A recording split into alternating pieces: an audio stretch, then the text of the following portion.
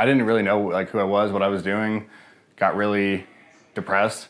I was drinking every night of the week, going out, trying to just find something to hold on to. And my brother-in-law, my sister's husband, introduced me to Keith Daughtridge.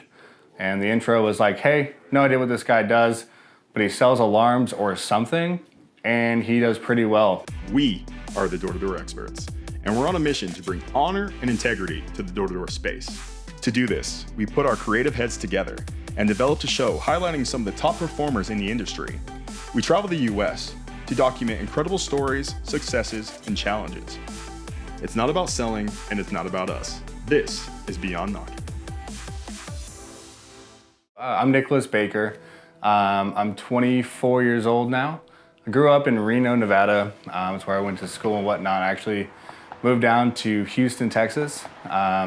Growing up in Reno, it's pretty easy to get involved in the bar and service industry down there. You know, it's funny, I saw a lot of my peers and whatnot as they were going through school and stuff, they kind of just got stuck in that industry. They'd graduate and then just keep working there, and it was something I didn't really want to do. You know, I didn't want to get caught up in that. So my sister had moved down to Texas about 6 months before that, and I saw what she was doing down there, decided I want to go check it out. So me, my dog, packed up in two-door little Challenger, and we drove from Reno to Houston, Texas, and I lived on her couch for a couple months and tried to get on my feet. I ended up by moving into this tiny little apartment. It was like a $500 a month place.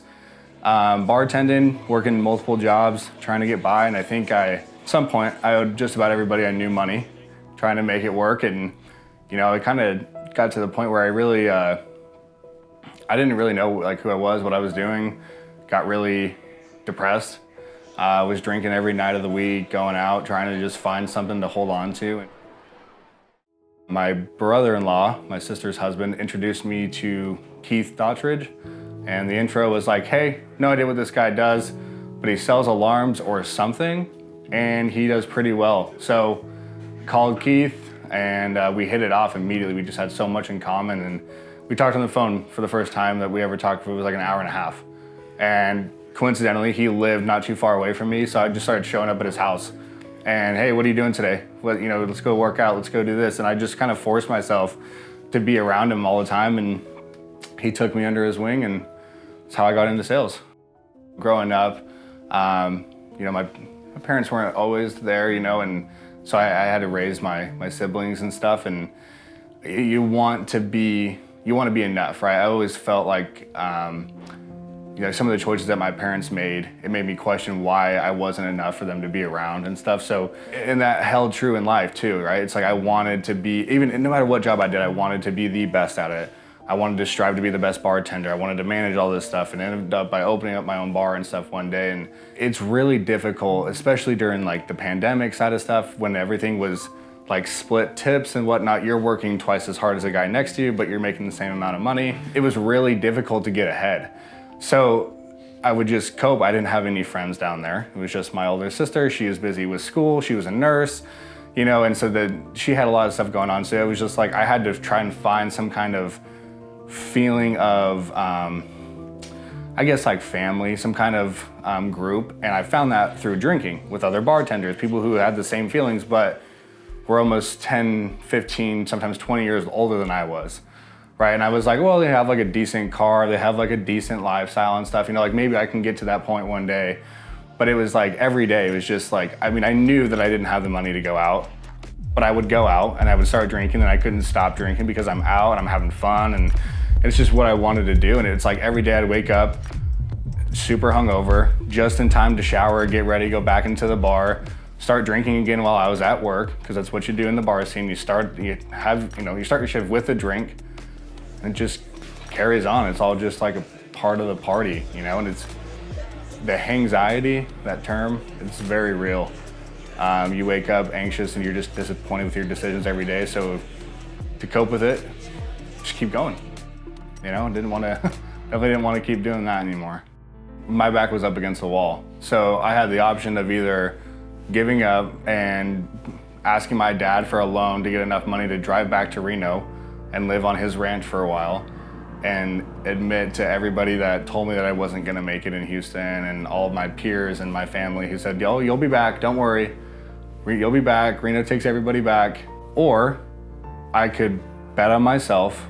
I saw a lifestyle that Keith was living, and I was like, yeah, I want this. And listening to his story too, it's like, at the time he was only in the industry for 2.5 years or something like that. Came from, I mean, nothing. We had a very similar story. We didn't have any money, we didn't have anything before this. And so I saw that. I saw a leader in him, somebody that I wanted to be like, and I just decided I was gonna bet on myself. And when I did that, Keith looked at me and said, if you do everything I tell you to do, you're gonna be successful.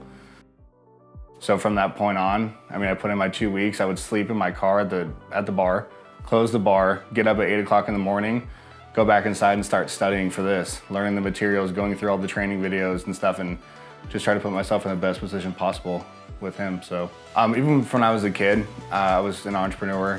When I was in high school, I started a business development company. I worked with local businesses in Reno, taught them how to merchandise product online, how to use social media marketing and stuff like that. And it was really small companies, I never really did much with it. But I always was told, you're probably gonna make it in sales, or you'd be really good at this and that and whatnot. And so it's just something it wasn't something that I was necessarily looking to pursue. But I was always open-minded to it. The one thing I was really scared of is in a normal job, you're guaranteed all this money. You're guaranteed, this for this amount of hours, or even when you're working a job for tips, it's like, you gotta work for it, but it's still, you're gonna be making around the same amount average every month, right? And that's pretty much all you're worth. I was really scared to go out and say, okay, well, if I fail, there's nothing. And there was times like in the very beginning where I had to go to Keith and be like, dude, I have the option of paying my insurance, paying my car payment, or my rent, but I can't do all three. I don't know what I'm gonna do here. And this is while I was going through training and whatnot with him, and he was able to help me out during that time and just patch me along until I was in that position. But now I won't ever go back to anything else. I don't ever wanna not be in control of what I can make and whatnot. So being personable, I think that Sam Taggart says it every day, right? Sales is a transfer of energy.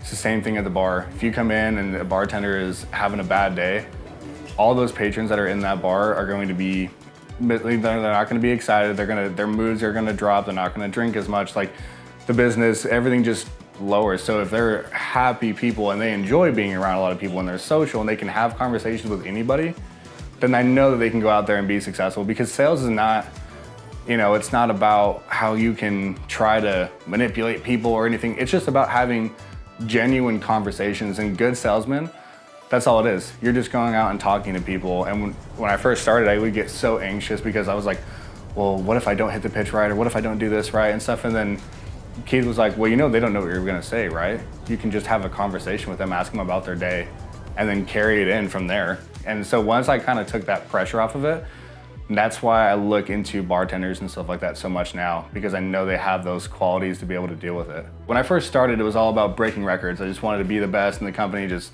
sell, and put up as many numbers as I can. And now that I have a decent sized team, I have quite a few reps that I work with really closely every day, and that's really what pushes me now. I've hit some of the records and whatnot in the company. I still hold those, and that means a lot. But watching somebody grow in this industry the way that I was able to grow, the way that Keith was able to grow, and just the things that they were able to accomplish, it's like, that's what pushes me now. Seeing them succeed and being able to add value into their life and, make them a little bit better. I started in February of 2022. By the end of March, I was the fastest rookie to hit 20 plus installs. I did that in 7 weeks. It's also the fastest to hit 5 installs in a day and the fastest to hit 50 installs in a month. I'm the only rep so far in the company that's ever sold more than 30 accounts in a week, more than one time. And I did that back to back. So that was pretty unique. And yeah, I'm really blessed to be in this position, and I'm very grateful for the opportunity that I have to wake up every day and help add value to other people. I think the biggest thing in most industries, and no matter if you're selling alarms, pest control, whatever, you need to find somebody that's good at what they do, and you need to be coachable. You need to be a sponge. If you come into, even if you have 15 years of experience in an industry, if you're coming and you're seeking something, it's because there's something you didn't have before, right? So you need to be able to humble yourself and understand that you probably don't have all the answers, or you wouldn't be seeking help in the first place. So with that, it's important to be really coachable. I think the reason that I was so successful is because I'm really coachable. I take criticism very well. I don't take it personally, but I take all those things and I try to emulate that. So people that, if you can be coachable, you can do anything.